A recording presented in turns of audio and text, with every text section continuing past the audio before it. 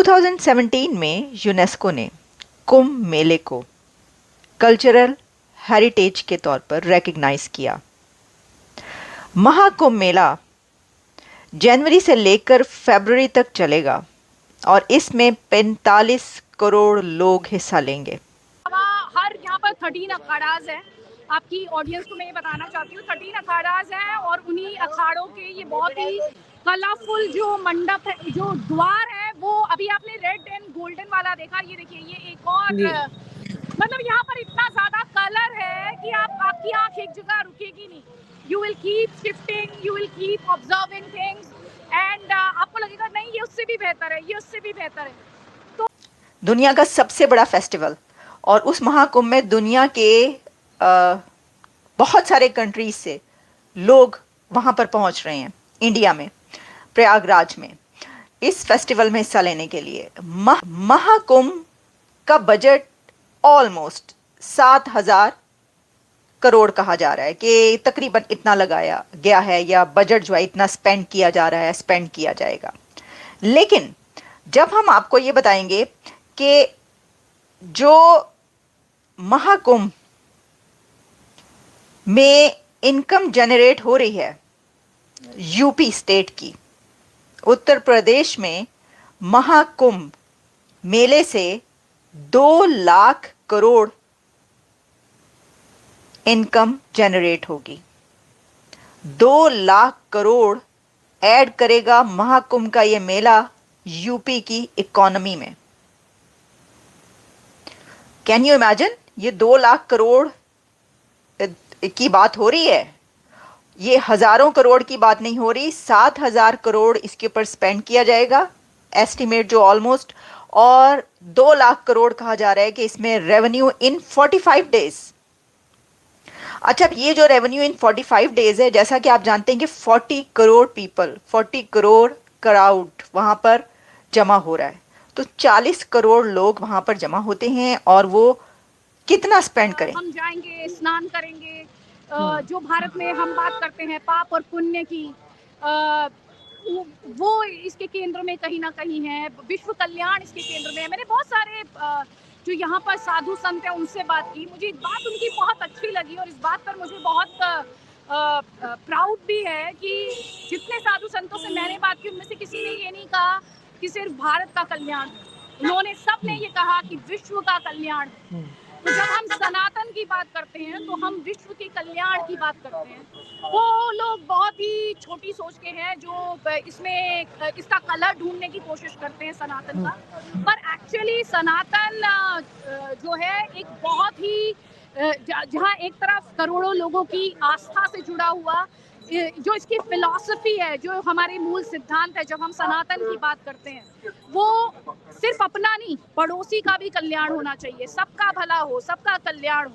तो ये जो कोर वैल्यूज हैं उन्हें भी ये जो कुंभ है, महाकुंभ है, उसे बहुत अच्छे से शोकेस कर रहा है। और आप साधु संतों से बात करेंगी तो वो आपको यही सब सिखाएंगे, यही सब बताएंगे। आपका जो विजन है उसे क्लियर करेंगे, आपके मन में अगर डाउट्स हैं तो उन्हें क्लियर करेंगे और हर बात तार्किक होगी। ऐसा कुछ नहीं कि मैंने कहा तो तुम यकीन करो कि ऐसा ही है, नहीं। हर चीज के लिए आपको एक रीजनिंग मिलेगी, एक लॉजिक मिलेगा, जो कि मैं अक्सर नेताओं में उसकी काफ़ी भारी कमी पाती हूँ। और जो लोग ये सोचते हैं कि जो साधु संत हैं अक्सर रूढ़िवादिता के साथ जोड़कर इसको देखने की कोशिश करते हैं। अगर आप सनातन को समझेंगे तो आपको हर बात का मतलब समझ आएगा।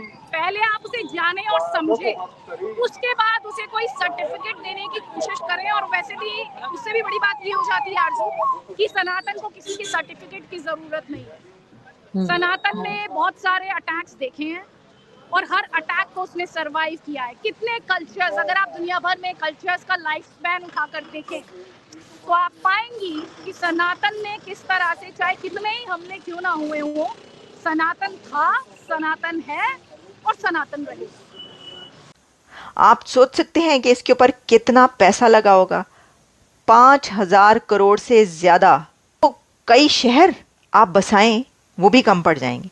यानी ये इसका इंतज़ाम तो ऐसे ही होता होगा कि आप किसी कंट्री में कई एक सिटीज़ बना रहे हैं, नए सिटीज़ बना रहे हैं, कहा जा रहा है कि 5,000 करोड़ से ज़्यादा पैसा इसके ऊपर लग रहा है, लेकिन इससे जो इकोनॉमी को बूस्ट मिलेगा वो 5,000 करोड़ से ज़्यादा होगा।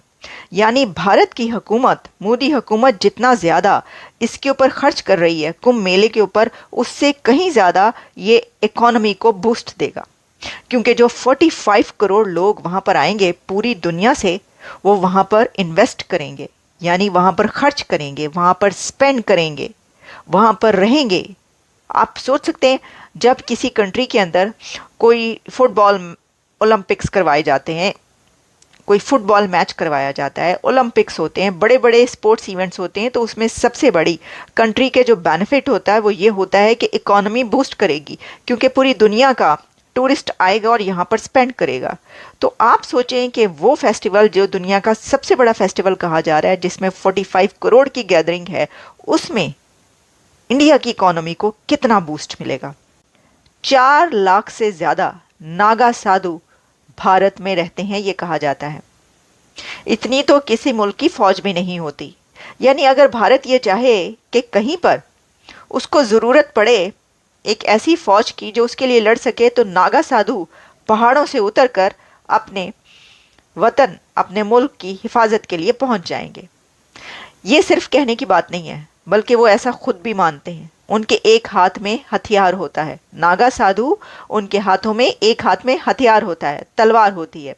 और कहा जाता है, सिर्फ कहा ही नहीं जाता बल्कि ये रियलिटी भी है कि अहमद शाह अब्दाली से लेकर मुग़ल एरा में और उससे पहले भी जब भारत पर हमले होते रहे, तो उस वक्त नागा साधु वो लोग थे जिन्होंने इन हमलों का सामना किया और भारत के लिए लड़े।